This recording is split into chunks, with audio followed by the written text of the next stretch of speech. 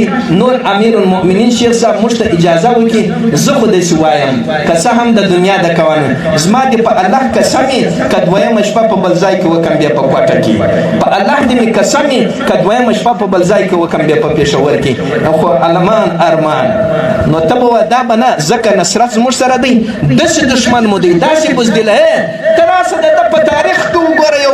یو جنګ یې ده ګټلی په ټول عمر کې د کفر یا د اسلام سره د یو جنګ ګټلی وي او په ټول عمر کې د دی راته ثابته کړي چې آیا په ټول عمر کې د په اسلام خوا بده کړې ده عافیه صدیقي کافرانو ته په لاس باندې کوي هلال مسجد په شهادت رسوي او په هغه کې په زرګونو په سلهاوو زنانې طالبان په شهادت باندې رسوي او خپل علما د کافرانو د خوشحالۍ دپاره په دغه باندې رسوي او د کافر دپاره چې د کافر پر ما باندې دباو راسي د امریکا د ټرمپ د دې د خوشحاله کېدو دپاره پر ما باندې نن حملې کوي نو داسې خلک دا بې ایمانه دي د دې د بې ایمانه خلکو د دغه چې د مخنیوي کول او د دې سره جنګ کول بیا سخته اسانه وي ټول عمر نصرت د الله د لښکره سره وي نو موږ د داسې خلکو سره مخ یو د دغه خلکو دفاع کول د دې څخه غچ اخیستل دا زما استاد ذمواري ده دا به کوو او بله خبرې ته راځم ځکه وخت مې درې بله دا ده ای مجاهدینو تاسو به وس ورځئ د ولس سره مخ کېږئ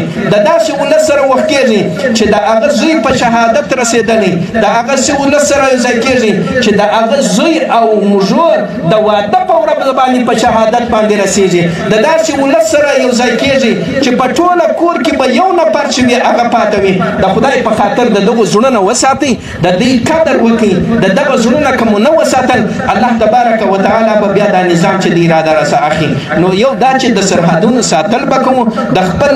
غیرتمن او باشهامته ولس دفاع به کوو که په سر وي که په مال وي